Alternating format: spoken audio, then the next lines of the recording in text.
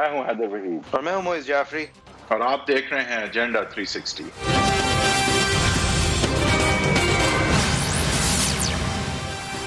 11 September 2012 کو ایک incident ہوا بلدیہ ٹاؤن کے اندر، جہاں پہ ایک گارمنٹس فیکٹری، ایک بڑی لارج اسکیل گارمنٹس فیکٹری کے اندر آگ بھڑک اٹھی۔ اس آگ کے نتیجے میں جو اگلے دن تک انسیڈنٹ رپورٹ فائل ہوئی، اس کے مطابق 259 لوگوں کی جانیں ضائع ہوئیں اور مزید 50 لوگ جو ہیں وہ انجرڈ، زخمی حالت میں پائے گئے۔ جو 259 لوگوں کی جانیں ضائع ہوئیں، اس کا اول جو انسیڈنٹ کے بعد تحقیق میں پتہ چلا کہ وہ سب لوگوں کا دم گھٹنے کی وجہ سے، اور دم گھٹنے کے بعد کارڈیاک اریسٹ، دل کا کام رک جانے کی وجہ سے ان سب کی اموات ہوئیں۔ یعنی کہ تکلیف دہ اور مشکل دھوئیں کے اندر، دھوئیں کی وجہ سے وہ ساری اموات واقع ہوئیں۔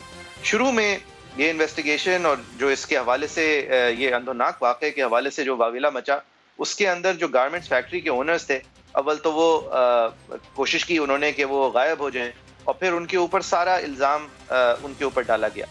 اس حوالے سے انویسٹیگیشن بھی جس طرف گئی، اس نے بھی اس نیت سے انویسٹیگیشن شروع ہوئی، اور یہ افواہیں بھی گھومتی رہیں کہ دروازے جو ہیں وہ سارے تالے لگا کے بند رکھے ہوئے تھے ان مالکان نے، کیونکہ یہ ظلم اور جبر سے اپنے لوگوں سے کام لیتے تھے۔ یہ اس طرف گھومتی رہیں کہ انہوں نے سیف ایگزٹس دینے سے گریز کیا جب آگ لگ چکی تھی، کیونکہ وہ چاہتے تھے کہ ان کے منافع جو ہیں یا ان کے ہاں سے چوریاں زیادہ نہ ہو جائیں۔ اس طرح کے اس زمرے میں پولیس نے انویسٹیگیشن کی، اور اسی زمرے میں پولیس نے قرار واقع سزا دلوانے کی کوشش کی۔ اس تمام انسیڈنٹ کے کئی دنوں بعد جب اور انفارمیشن لائٹ پہ سامنے آئی، ایم کیو ایم کا اس شہر کراچی اور حکومت کے اندر سے ہولڈ کم ہوا اور ختم ہوا، الطاف حسین کا ہولڈ کم ہوا اور ختم ہوا، یا کم ہونے پہ تھا، تو ایک کلیمر ہوا، جس کے بعد ایک جوائنٹ انویسٹیگیشن ٹیم تشکیل دی گئی، جس کا کام تھا کہ وہ اس تمام معاملے کو ری انویسٹیگیٹ کرے، واقعے کے تقریباً 3 سال بعد۔ اس جوائنٹ انویسٹیگیشن ٹیم کے مطابق جو ان کی فائنڈنگز تھیں، وہ اب پیپلز پارٹی نے پچھلی منڈے 6 بجے اپنے 2 اور جے آئی ٹیز کے ساتھ ریلیز کرنے کا فیصلہ کیا، اور اس واحد بلدیہ ٹاؤن جے آئی ٹی کو انہوں نے ہائی لائٹ بھی کیا، ان کے مرتضی وہاب صاحب اسپوکس پرسن نے، یہ دکھانے کے لیے کہ آپ دیکھیں اس کے اندر کیا انکشافات ہیں۔ تو پیپلز پارٹی نے بھلے شاید سیاست کے لیے اپنے آپ کے اوپر سے ڈیفلیکٹ کرنے کے لیے عزیر بلوچ اور نثار مرئی کی جے آئی ٹیز کے ساتھ ساتھ یہ جے آئی ٹی بھی ریلیز کی، لیکن یہ ایک ایسی چیز ہے جس کے اوپر کوئی 2 پوزیشنز نہیں ہیں، جس طرح عزیر بلوچ اور نثار مرئی والی جے آئی ٹیز میں پائی جاتی ہیں، کہ وفاق کی ایک مبینہ طور پہ انفنش رپورٹ بھی ہے شاید علی زیدی صاحب کے مطابق۔ یہ وہ جے آئی ٹی ہے جس کی رپورٹ سندھ حکومت بھی اس پہ متفق ہے اور تمام سائننگ اتھارٹیز بھی اس پہ متفق ہیں، اور اس کے اندر کلیئرلی یہ بات انویسٹیگیٹ کی گئی، اور اس بات کے باوجود، اس ہینڈی کیپ کے باوجود کہ 3 سال بعد انویسٹیگیٹ کر رہے تھے، اس جے آئی ٹی نے تمام لوگوں سے، تمام وٹنسز سے چیک کر کے، اور اس انسیڈنٹ کے حوالے سے اس کی جو تحقیقات ہونی تھی، اور جن لوگوں نے یہ اول فیصلہ کرنا تھا کہ یہ آگ لگی کیسے، اس کو ری انویسٹیگیٹ کرتے ہوئے پنجاب فورینزک اتھارٹی اور کراچی کے اندر فورینزک ایکسپرٹس کا استعمال کرتے ہوئے اس نتیجے پہ پہنچے ہیں کہ یہ آگ بجلی کے شارٹ سرکٹ کی وجہ سے نہیں لگی، جو کہ پولیس کی کوشش تھی پہلے دن سے جس چیز کو پروف کرنا، جس کے بعد انہوں نے فائر ہائیڈرنٹس کی تاخیر سے آنے کو ایک نیگلیجنس بنا کر معاملہ اس کنارے لے گئے تھے۔ یہ آگ اکارڈنگ ٹو دا فورینزکس، یہ آگ لگائی گئی، مصنوعی طور پر کیمیکلز استعمال کر کے لگائی گئی، اور وٹنسز کے مطابق یہ آگ لگانے والوں کو بھی عینی شاہدوں نے دیکھا، ان کو پلاسٹک کے تھیلوں میں کوئی سبسٹنس اس فیکٹری کے ویئر ہاؤس کے اندر ادھر ادھر پھینکتے ہوئے دیکھا۔ اور یہ کیوں ہوا؟ کیونکہ کراچی تنظیمی کمیٹی جو ایم کیو ایم کی تھی، اس کے حماد صدیقی صاحب نے اس فیکٹری کے مالکان سے 25 کروڑ روپے بھتہ مانگا تھا، یا پھر فیکٹری کے اندر پارٹنرشپ مانگی تھی۔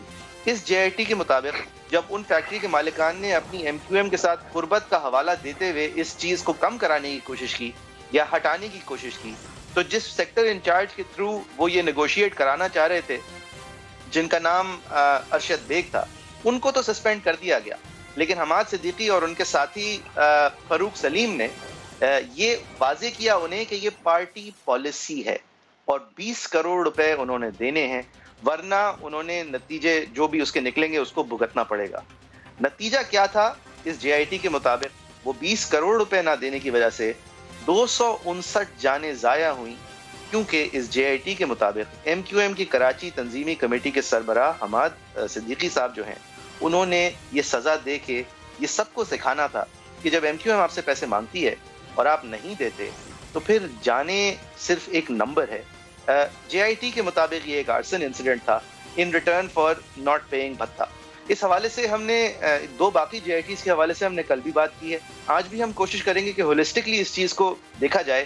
اس جے آئی ٹی کے فائنڈنگز کے اندر اس واقعے کے بعد جو چیزیں ہوئی ہیں وہ بھی دلچسپ ہیں. کچھ ایسے کردار سامنے آتے ہیں جن کی قربت ہے انیس قائم خانی صاحب کے ساتھ، جو ان کے مبینہ طور پر اڈاپٹڈ چائلڈ ہیں یا منہ بولے بیٹے ہیں. ان کی طرف سے ایک صلح کی طرف اشارہ کیا جاتا ہے، جس کے بعد جے آئی ٹی ریکارڈ کرتی ہے، اکاؤنٹ کے اندر ایک پیمنٹ کی جاتی ہے مالکان، اس فیکٹری کے مالکان کی طرف سے. اس پیمنٹ کا پھر استعمال کس طرح ہوتا ہے وہ بھی جے آئی ٹی ریکارڈ کرتی ہے. یعنی یہ محض ہوا میں باتیں نہیں ہیں، یہ محض ایک وٹنس سٹیٹمنٹ کے اوپر تمام چیز کھڑی نہیں ہے. کئی لوگوں کے کئی پوزیشنز پہ کئی فورینزکس کے بعد یہ فیصلہ ہوا ہے کہ پولیس نے جان بوجھ کے گڑبڑ کی.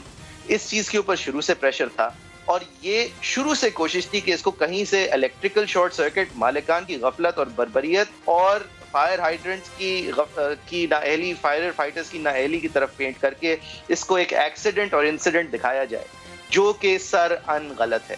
ہمارے ساتھ آج حیدروید صاحب، میں آپ سے بھی اس پہ کامنٹ لینا چاہوں گا. پہلے ہمارے ساتھ آج جوائن کیا فیصل سبزواری صاحب نے ایم کیو ایم کا موقف دینے کے لیے. فیصل صاحب بہت شکریہ آپ کے وقت کا. وحید صاحب، آپ یہ جو نمبرز ہیں ہم نے کل بھی ڈسکس کیا تھا، 259 لوگ مر گئے کیونکہ ایم کیو ایم کو بھتہ نہیں ملا. دیکھیں، میرے لیے یہ جو کیس ہے یہ ایک اس زمانے، ایک ایرا کے حوالے سے ایک ٹیسٹ کیس ہے کہ وہ جو ایک ایرا تھا جس میں کہا جاتا تھا کہ ایم کیو ایم کا پولیٹیکل ونگ کے ساتھ ساتھ ایک ملیٹنٹ ونگ ہے، کہ ایم کیو ایم جو ہے وہ بتہ خوری میں ملوث ہے، کہ ایک بہت طویل عرصے تک ہم نے ایسا پولیٹیکل وائلنس دیکھا کراچی میں جہاں روز 10-15 جانیں جو ہیں وہ ضائع ہو جاتی تھیں. یہ وہ ایک ایرا ہے جس کا ابھی تک نہ ازالہ پوری طرح ہو چکا ہے اور نہ ہم نے دیکھا ہے کہ کوئی ٹروتھ اینڈ ریکنسیلیشن ٹائپ کوئی چیز کی ہے ایم کیو ایم پاکستان نے، جہاں وہ اپنے ماضی سے جو ہے علیحدگی اختیار کرتے وقت اس میں کچھ چیزیں پھر تسلیم بھی کریں اور پھر آگے بڑھتے ہوئے کراچی کے لوگوں کو کسی نہ کسی طرح اعتماد میں لیں کہ یہ جو اب لوگ جو اس ایم کیو ایم پاکستان میں ہیں وہ ڈفرینٹ ہیں، اور جو چیز ہم نے ماضی میں ایم کیو ایم سے منسلک دیکھی ہے وہ اس ایم کیو ایم پاکستان جو ہے اس کا شیوا نہیں ہے. میرے خیال سے ایک بہت ہیوی برڈن ہے یہ ایم کیو ایم پاکستان پہ، اور جب تک کہ وہ یہ داغ اپنے آپ سے دھو نہیں لیتے اور جہاں معافی بنتی ہے وہاں معافی مانگ نہیں لیتے، تو یہ جو پاسٹ ہے ایم کیو ایم کا، یہ ایم کیو ایم کو ہانٹ کرتا رہے گا. تو آج ہم نے جو ایم کیو ایم کی ایک بہت ہی ریزنیبل آواز بھی رہے ہیں، اور ہم جانتے ہیں کہ انہوں نے ہمیشہ کوشش کی ہے ریزنیبل بات کرنے کی، ایون جب ان کی پارٹی جو ہے وہ اینی تھنگ بٹ ریزنیبل نظر آتی تھی. تو اسی لیے ہم نے فیصل سبزواری صاحب کو دعوت دی ہے. فیصل سبزواری صاحب، بہت بہت شکریہ، آپ نے ہمیں جوائن کیا. یہ دیکھیں، ایک رپورٹ ہے، ایک بہت بڑا انسیڈنٹ ہے، لیکن یہ ایک لارجر چیز کی طرف اشارہ کرتا ہے. تو میں شروع ذرا ایک براڈر چیز سے اگر کر سکوں کہ آپ کی جو ایک لیگیسی ہے اور ایک ہسٹری رہی ہے، اور کافی چیکرڈ ہسٹری رہی ہے جس میں پولیٹیکل سکسیسز اپنی جگہ، لیکن وائلنس اور ملیٹنسی کا عنصر جو ہے وہ بہت نمایاں رہا ہے. اس داغ کو، جس کی ایک سمبولک میرے خیال سے ایک پوسٹر کیس بن کے یہ بلدیہ ٹاؤن کا کیس ابھی سامنے آ رہا ہے، اس کے حوالے سے سیاسی طور پہ ایم کیو ایم پاکستان کس طرح ڈیل کر رہی ہے، اور آپ کس طرح سے ایڈریس کریں گے کراچی کے ان لوگوں کو جو اس ایرا سے گزرے، جنہوں نے وہ دن جو ہے وہ جھیلے، وہ دن جو گزر تو گئے لیکن گزارے نہیں جاتے تھے. کیا کہیں گے؟ بہت شکریہ حیدر اور معز، آپ کا کافی تفصیل سے آپ نے اس پہ روشنی ڈالی اور تمہید میں کچھ باتیں کی ہیں. اگر آپ اجازت دیجیے گا کہ میں تو ان کا کچھ نہ کچھ عرض کرنا چاہتا ہوں. آپ پہلے اپنی یہ بات ضرور کریں. دیکھیں، بلدیہ ٹاؤن کا جو سانحہ ہے اس کے حوالے سے تو میں جتنی بھی باتیں کر لوں وہ لپ سروس ہی لگیں گی نا، کہ ٹھیک ہے جی، سب یہ کہتے ہیں کہ قانون اپنا کام کرے اور راستہ لے، لیکن میں تو اب ایک ایسی جماعت ہوں جو صوبائی محکمہ داخلہ ہمارے پاس نہیں ہے. جس وقت یہ واقعہ ہوا تھا اس وقت بھی نہیں تھا ہمارے پاس. اگر آپ جے آئی ٹی پڑھی ہے تو اس میں بھی میں نے ابھی تو نہیں پڑھی تازہ، یہ پہلے ہی جب مختلف لوگوں کو جو ہے کوئی نہ کوئی آ کے دے گیا آپ لوگوں کے نام نہیں نکلے نا. ابھی سنیں، محکمہ داخلہ آپ کے پاس بھی ہوتی تو شاید یہاں بھی ہو سکتا ہے کہ نام نکل چکے ہوتے. نہیں مبینہ طور پہ جو میں یہی عرض کر رہا ہوں آج کل کیا جا رہا ہے. میں یہی عرض نہیں میں یہ عرض کر رہا ہوں کہ یہ آ رہی تھی اس وقت بھی، لیکن ہم نے اس کو ایز اے پارٹی کنٹیسٹ کرنے کا بالکل فیصلہ نہیں کیا. وجہ اس کی یہ ہے کہ 259 لوگوں کی جانیں گئی ہیں. ان 259 لوگوں کو جس نے مارا، جس نے مروایا، جس نے پیسے کے لیے ایسا سوچا، جس نے کسی اور ایما پر سوچا حادثہ ہے، دہشت گردی ہے، یہ میرا کام نہیں ہے طے کرنا. کیا جے آئی ٹی کنکلوزیو ہے؟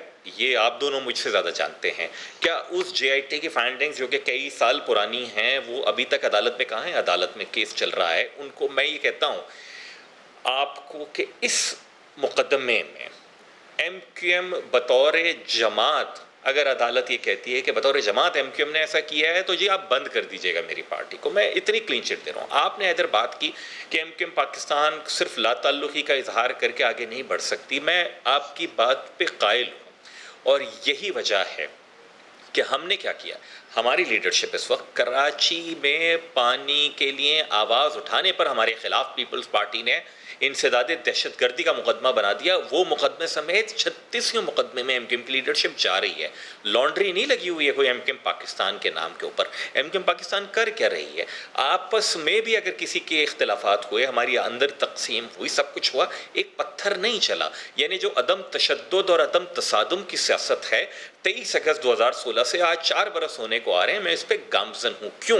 اس لیے کہ میں قائل ہوں کہ میرے شہر میں اس تشدد کی وجہ بنیادی یا ثانوی کوئی بھی ہو، بہرحال میں ایک پارٹ رہا. مجھ پر تھوپا گیا، اس وقت کا رد عمل تھا، کہیں میں نے ایکٹ کیا، جیسے بھی ہوا، جو ہوا غلط ہوا، نہیں ہونا چاہیے. میرے شہر کے بچے سفر کرتے ہیں اور انہوں نے کیا، تو میں یہ قائل ہوں. کمنگ بیک ٹو دیٹ بلدیہ ٹاؤن، میں پھر آپ سے یہ کہہ رہا ہوں کہ ایم کیو ایم پاکستان کی لیڈرشپ میں سے شاید کوئی بھی ایک ایسا نام نہیں ہے، یا کارکنان میں سے بھی، کہ جو اس جے آئی ٹی میں ہو، ایک آدھ ریفرنس کے علاوہ.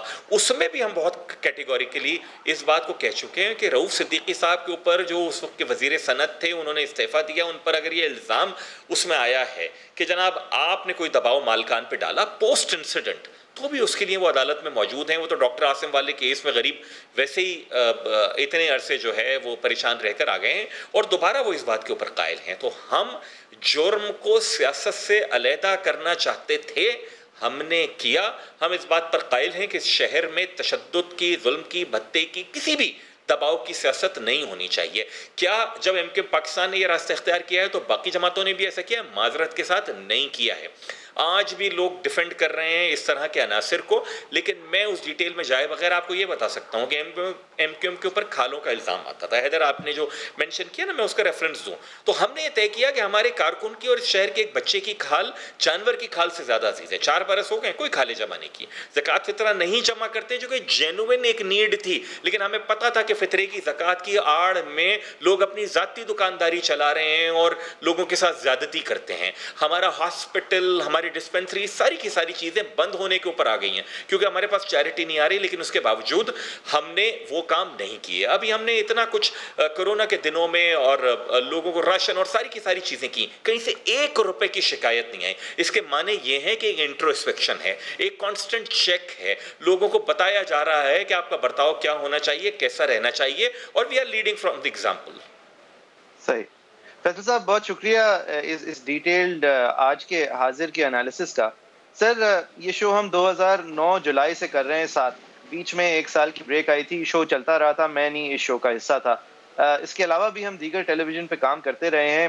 11 سال ہو گئے ہیں لگ بھگ آپ لوگوں کے ساتھ، کیونکہ کراچی بیسڈ ہم رہے ہیں تقریباً پورے 11 سال، میرے 1 سال باہر کے علاوہ، اسلام آباد میں ہونے کے علاوہ.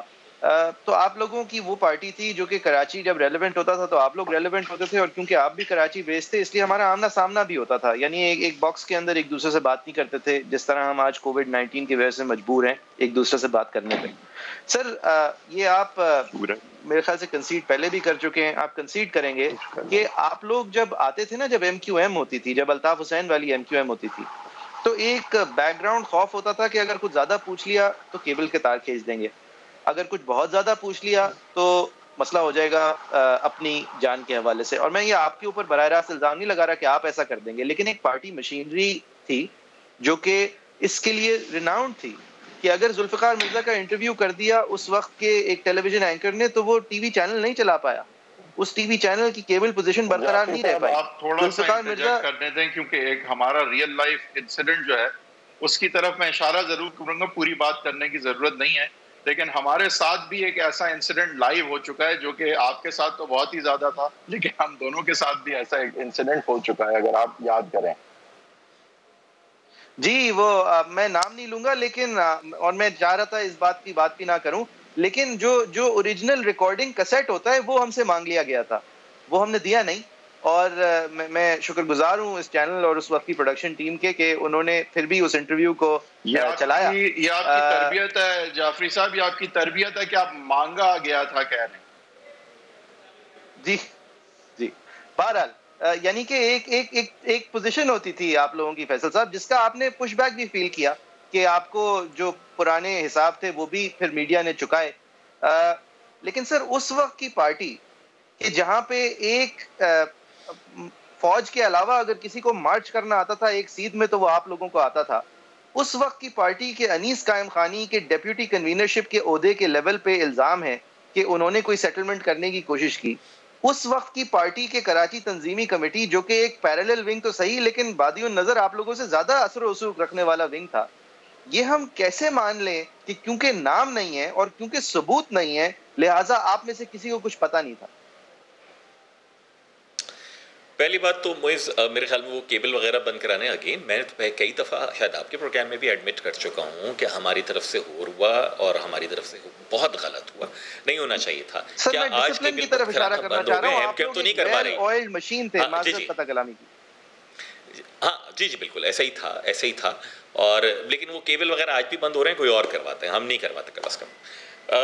کمنگ بیک کہ کیا یہ لوگ اتنے مارچ کرنا بھی آپ سے بہتر آتا ہے. کمنگ بیک ٹو یہ کہ کیا یہ سب جو آپ نے نام لیے اس وقت بارسوخ تھے, بالکل بارسوخ تھے. کیا مجھ سے زیادہ بارسوخ تھے؟ بالکل تھے. لیکن کیا چلے میرا اگر اتنا اثر رسوخ نہیں بھی تھا تو کیا آپ نے یہ دریافت کیا کہ آپ کو کچھ علم نہیں تھا؟ نہیں تھا. میں یہ سمجھتا ہوں کہ مجھے کیا ایم کیو ایم کے جس مرکز کے اوپر ہی سینکڑوں لوگ ہوتے ہوں گے, اگر یہ وہاں سے پلان ہو کے ایگزیکیوٹ ہوا جیسا کہ بتایا جا رہا ہے اس جے آئی ٹی میں, میں نہیں سمجھتا کہ جن ایک دو افراد کا نام ہے کہ جنہوں نے آ کے ان مالک کو یہ کہا, اور میرے پاس یہ بات بھی سوچنے کی گنجائش موجود ہے کہ ہو سکتا ہے کہ جن دو افراد کے نام لیے جا رہے ہیں انہوں نے, حالانکہ میری مخالف سیاسی جماعت میں یہ سب اس وقت موجود ہیں, پی ایس پی میں جو دیگر لوگ موجود ہیں, شاید ان کو بھی نہ پتا ہو. دس از دا وے پیپل آپریٹڈ. کہ اچھا کچھ چیزیں بتائیں گے ذرا فیصل صاحب, کچھ چیزیں کلیئر کر لیں, کچھ چیزیں ہم آپس میں اصل میں جانتے ہوئے شاید بھول جاتے ہیں کہ ہم نے اس کا ڈسکس نہیں کیا. کیا یہ بات درست ہے سر جو اس وقت ایک انڈرسٹینڈنگ تھی سارے کراچی بیسڈ میڈیا گروپس کی کہ آپ لوگ ونڈو ڈریسنگ تھے, جو اصل ایم کیو ایم تھی وہ واقعی میں وہی تنظیمی تھے, وہی سیکٹر انچارجز تھے, وہی یونٹ انچارجز تھے, اصل طاقت کا سرچشمہ وہ تھے, کونے میں کھڑا کر دیتے تھے آپ کو, جو اصل طاقت کی سربراہی حماد صدیقی کرتے تھے. آپ لوگ ہمیں بیسیکلی ایک صاف شفاف شکل دکھانے کے لیے کھڑے کیے گئے تھے. نہیں میرے خیال میں دیکھیں معز, جب ایم کیو ایم جو ہے وہ بطور تنظیم ہی انیشیٹ ہوئی تھی 84 میں بھی, اور اس کے بعد ہم نے 87 میں پہلا بلدیاتی انتخاب لڑا, 1988 میں عوامی انتخاب لڑا, تو اس وقت بھی صورتحال یہی تھی کہ جو تنظیم تھی وہی ہماری اسٹرینتھ تھی, اور آج بھی ایسا ہی ہے. جو بھی ہے ہماری اسٹرینتھ یہاں پر وہ ہماری تنظیم کی بنیاد کے اوپر ہے. تو اس لیے عوامی نمائندے بھی ان کی بات سنتے تھے اور ساری کی ساری چیزیں. ایسا نہیں ہے کہ یہ سارے کے سارے کام صرف 2009 اور 10 میں ہوئے, 1988 میں بھی 1990 میں بھی تنظیم ہی حاوی تھی, اور سیاسی جو لوگ تھے وہ تنظیم کی ایما پر ہی منتخب ہوتے تھے اور وہ آگے آتے تھے. اچھا سر, تو جو لوگ انیس قائم خانی جیسے لوگ تھے بالفرض جن کی تنظیم کے اوپر بھی گرپ سمجھی جاتی تھی, وہ مزید دوسرے ڈیپیوٹی کنوینر لیول کے لوگوں سے کئی زیادہ اثر اور طاقت رکھا کرتے تھے, ایسا ہے؟ ہاں میرے خیال میں تنظیم کے اوپر جو لوگ جن کی زیادہ گرفت ہوتی تھی ان کو زیادہ بارسوخ سمجھا جاتا تھا, اور ساتھ ہی ساتھ یہ بھی کہ جن کی لندن کے ساتھ زیادہ قربت ہوتی تھی تو ان کو زیادہ جو ہے بارسوخیاں سمجھا جاتا ہے. ایک بریک لیتے ہیں فیصل صاحب کی اجازت سے. ایک بات کی طرف حیدر صاحب ایک بریک کے بعد.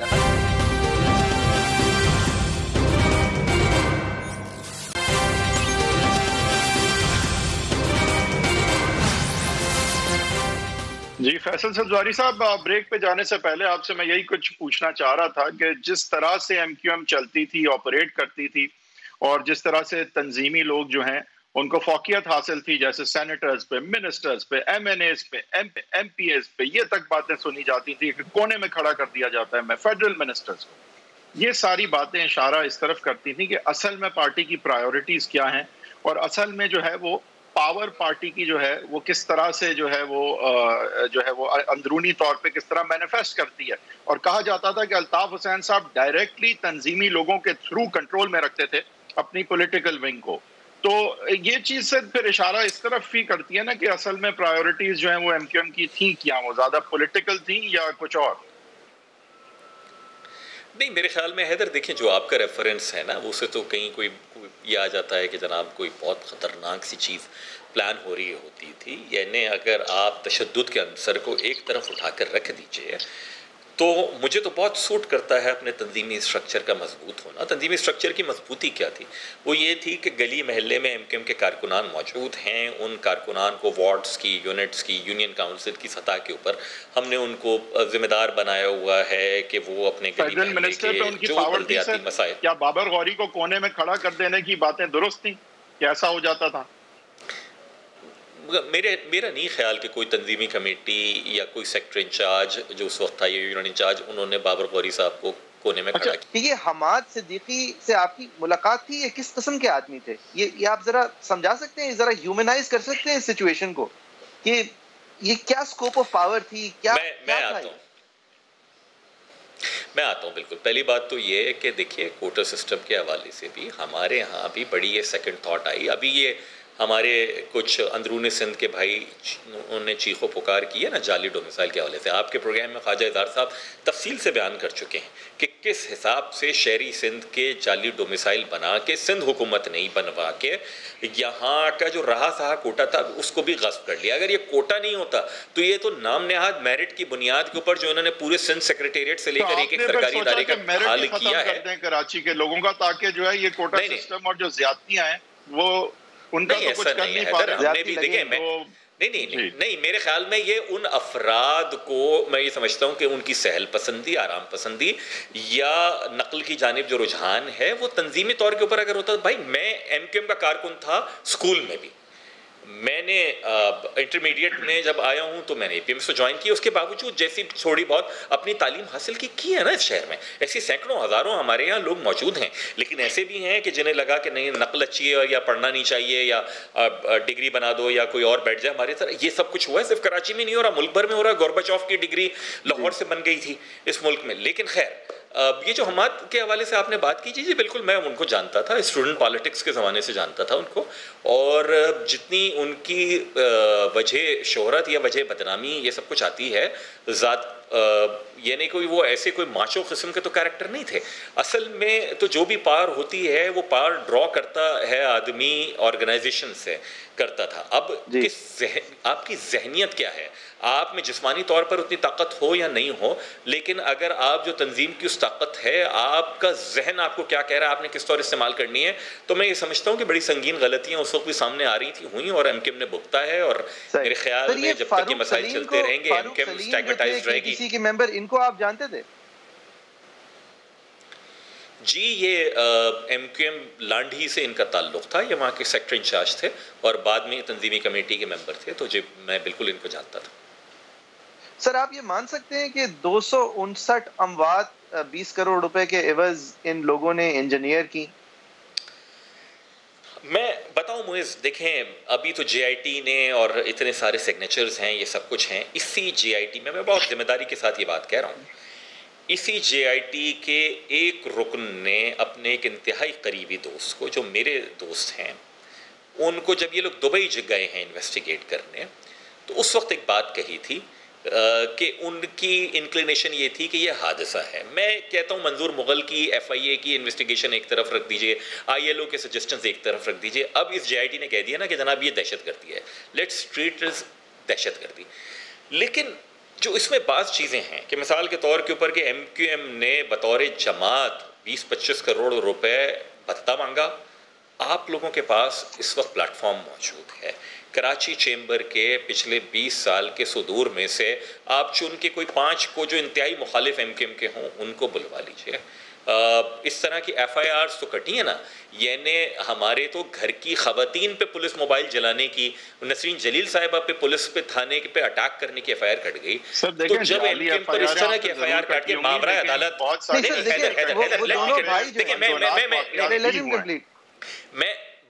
میں ایک آرگیومنٹ میں میک کر رہا ہوں, میں یہ کہہ رہا ہوں ان 20-25 سالوں میں بھی آپ کو کوئی ایسی شکایت نہیں. یہ ضرور آئی کہ بھتہ لے رہے ہیں MQM والے, لیکن فیکٹری میں پارٹنرشپ 25 کروڑ روپے دو ورنہ پارٹنرشپ دو ورنہ ہم آگ لگا کے 250 لوگوں کو جلا دیں گے, ایسا کوئی واقعہ نہیں ہے. میں یہ سمجھتا ہوں کہ یہ انتہائی سنگین واقعہ بھی شاید one of its own kind ہے, اس لیے اس میں فوری انصاف ضروری ہے. اس لیے جتنے لوگوں کے نام ہیں ان سب کو گرفتار کر کے جلد از جلد مقدمہ چلا کر قانون کے مطابق سزا دینا ضروری ہے تاکہ دودھ کا دودھ اور پانی کا پانی ہو. میں یہ تھوڑی کہہ رہا ہوں کہ جھوٹے نام آئے, میں یہ کہہ رہا ہوں نام بھی ٹانگیں توڑنا چاہ رہے ہیں. اب آپ مقدمہ تو چلائیے. جی اچھا فیصل سبزواری صاحب دیکھیں, اب MQM کی جو ایک ہسٹری رہی ہے, آپ کس طرح سر سمجھتے ہیں کہ جب بلدیہ ٹاؤن بلدیہ فیکٹری کی اس طرح کی JITs آتی ہیں, اور ٹھیک ہے یہ تفتیشی رپورٹ ہے, لیکن جس طرح کے الزامات اور جس طرح کی ڈیمنگ باتیں اس میں ہیں وہ ہمیں پھر پیچھے لے جاتی ہیں. MQM آگے بڑھنا چاہ رہی ہے, یہ باتیں پیچھے لے جاتی ہیں.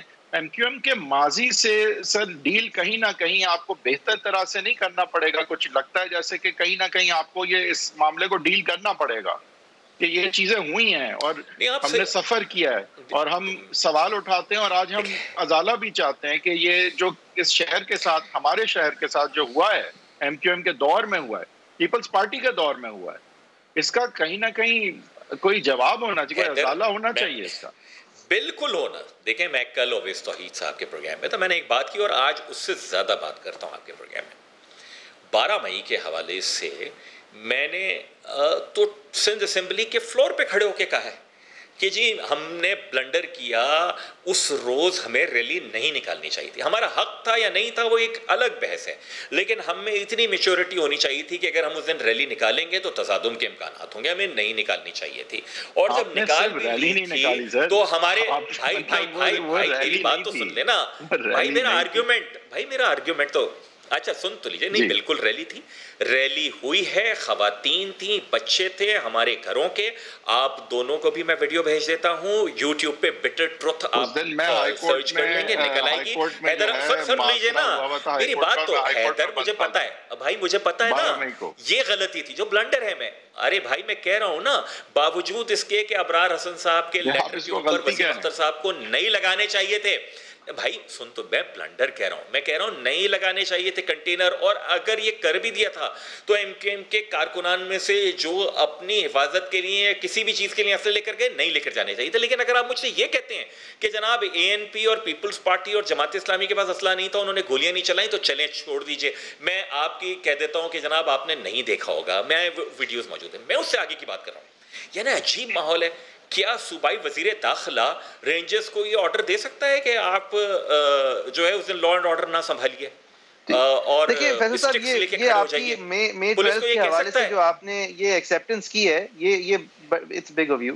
لیکن سر یہ جو بلدیہ فیکٹری فائر کا اشارہ ہے نا, یہ جو MQM کا تنظیمی بلیک منی مل, اس حوالے سے میں ذرا انکشافات چاہ رہا ہوں. اب یہ بات واضح ہے عمران فاروق قتل کیس کی رپورٹنگ میں بھی کہ ایک انٹرنیشنل کرمنل نیکسس موجود تھا جس کے اندر MQM ٹیپ ان کرتی تھی. یہ بھی اس انویسٹیگیشن سے واضح ہے. اور پھر الطاف حسین صاحب کی جو ذاتی فائنینشیل انویسٹیگیشن ہوئی ہے اس سے واضح ہے کہ بہت بڑی رقوم پاؤنڈز کی, ڈالرز کی پاکستان سے کیش بوائز کے ذریعے جاتی تھی. اور کیش بوائز جو ہیں وہ irrelevant کیش بوائز نہیں ہوتے تھے, وہ یا تو پارٹی کے سربراہان بھی کبھی کبھی، نمائندگان بھی کبھی کبھی جب بلائے جاتے تھے تو ان کے ساتھ ایک ٹاسک کر دیا جاتا تھا، چند ہزار پاؤنڈ بھی آپ جا کے ڈیلیور کر دیں. یہ سارے لاکھوں پاؤنڈ جو ہیں وہ ان کیش ریکور ہوئے ہیں ان دفاتر میں سے جو اب دفاتر ایم کیو ایم کے پاس نہیں ہے، ایم کیو ایم الطاف کے پاس نہیں ہے. لہٰذا یہ ایک پورا فائنینشیل منی لانڈرنگ، منی اسمگلنگ، ڈارک منی نیکسس تو تھا جس کا اگر فیس لنڈن میں نئے اپارٹمنٹس، نئے گھر اور نئے انویسٹمنٹ سے نظر آتا تھا تو اس کی روٹس اس طرح کی ایکسٹورشن میں تھیں. یہ چیزیں تو پیس ٹوگیدر اب ہو چکی ہیں. آپ یہ بات مانتے ہیں؟ میں نہیں کہہ رہا کہ آپ یہ کر پاتے تھے 12 مئی کی جو فائر پاور تھی اس کی بنیاد پہ.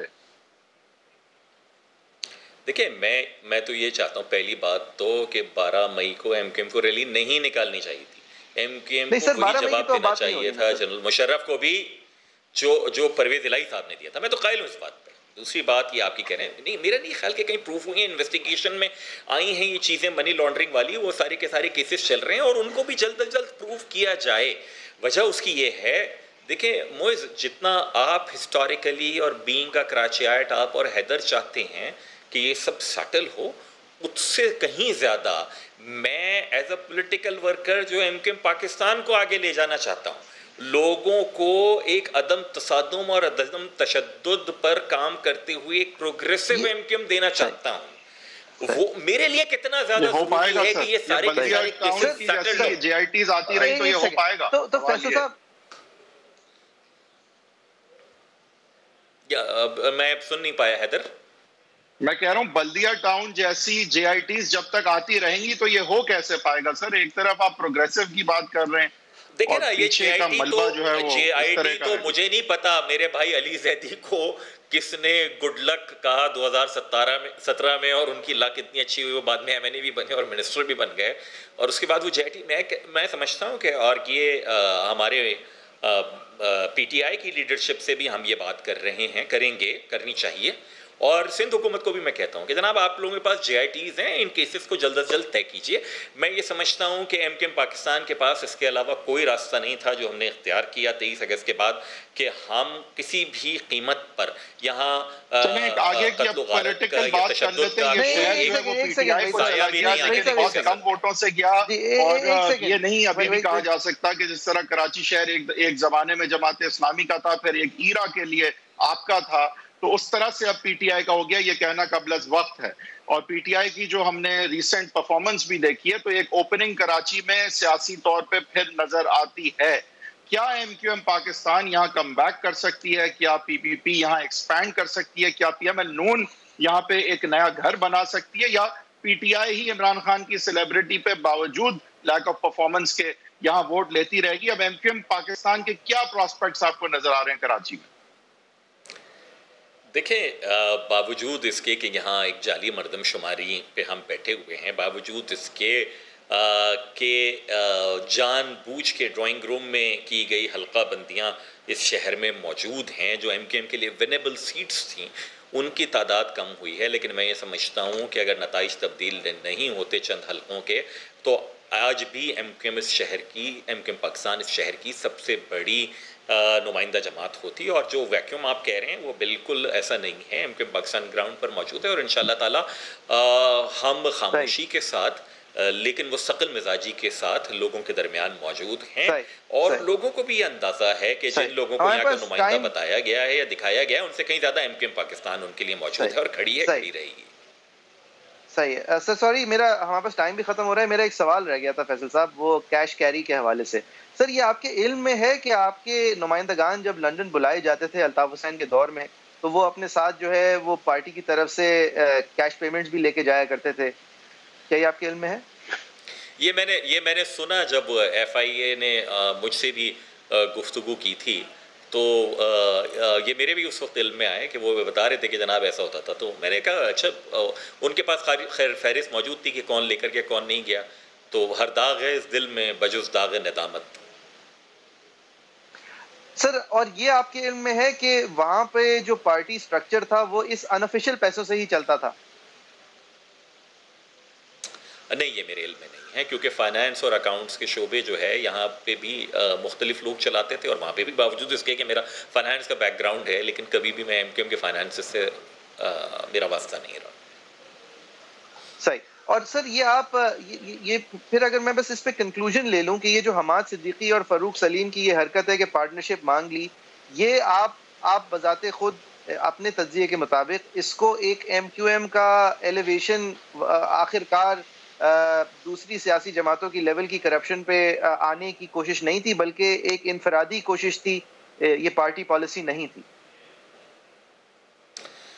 دیکھیے میری انکلینیشن تو میرا گمان تو یہی ہے کہ یہ ایک پارٹی پالیسی نہیں تھی اگر ایسا ہوا ہے, لیکن اگین یہ انویسٹیگیٹرز کا کام ہے کہ وہ پروو کریں, مجھے غلط پروو کریں کہ نہیں جناب ایسا نہیں تھا, لیکن مجھے نہیں لگتا کہ یہ پارٹی پالیسی ہوا ہوگا اگر یہ ہوا ہے. صحیح ہے. یہ جو پوسٹ انسیڈنٹ اور ان دو بھیلا برادرز کے جیل سے آخر کار نکل جانے کے بعد MQM سے صلح والا جو حصہ ہے JIT کا, جو کہ پھر صلح کے وقت کے بھتہ گیری کی اور ایکسٹورشن کی بات کرتا ہے اور انیس قائم خانی کے ایک جاننے والے کا حوالہ دیتا ہے اور پھر صرف باتیں نہیں کرتا, وہ پیسوں کا تقریباً 6 کروڑ روپے کہاں گئے کا اشارہ کرتا ہے, پھر یہ کہنے کا اشارہ کرتا ہے کہ اب تو وہ شیر کے منہ میں چلے گئے, انیس قائم خانی صاحب کا اشارہ کرتے ہوئے.